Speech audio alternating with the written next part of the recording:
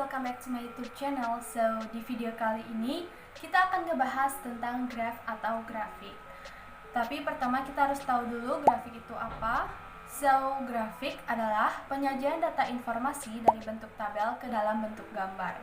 Dan pada umumnya grafik digunakan untuk menyajikan perbandingan informasi, misalnya dari suatu periode ke periode tertentu. Dan grafik ada 3 jenis pada umumnya. Yang pertama ada grafik batang atau disebut dengan bar graph. Jadi penyajian data informasinya menggunakan balok-balok. Dan yang kedua itu ada P-chart atau grafik lingkaran. Dan pada grafik ini menggunakan persentase dalam penyajian informasi. Dan yang ketiga itu ada line chart atau grafik di mana data informasinya menggunakan titik-titik yang dihubungkan menggunakan garis. So, itu tadi sekilas pengenalan tentang grafik atau graph, dan selanjutnya kita ngebahas tentang cara menyajikan grafik dalam bahasa Inggris. Mungkin di sini aku bisa nge-share ke kalian beberapa verbs, noun forms, dan collocation of preposition yang bisa kalian gunakan untuk menyajikan informasi dalam grafik kalian agar terlihat lebih elegan dan gak monoton.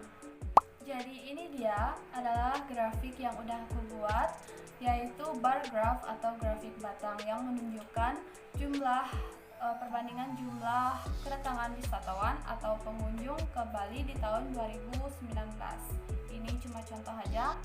Dan sebelum masuk ke data informasi dalam grafik, kita harus menjelaskan grafik ini tentang apa. So, dalam bahasa Inggris biasanya ada kalimat opening dalam menunjukkan. Untuk kalimat openingnya ini dia.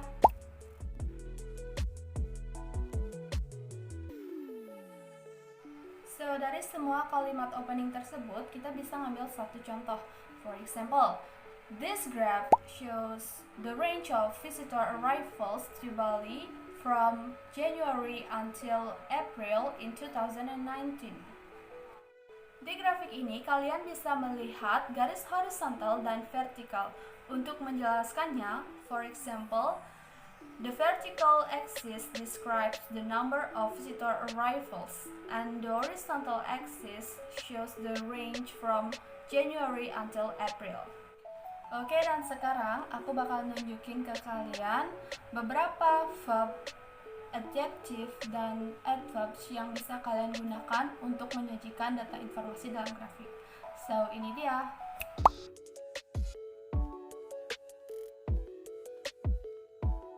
Oke, dan sekarang kita tinggal mengkombinasikan verb, collocation of preposition, adjective, dan adverb yang tadi untuk menyajikan data informasi dari grafik yang udah aku buat. Using verb and preposition. The first, from January to February, the visitor arrivals fell from 400 to 200 people. The second, in February, the visitor arrivals reduced by 200 people. And third, in February, the visitor arrivals declined to 200 people. Using verb, preposition, and adverb.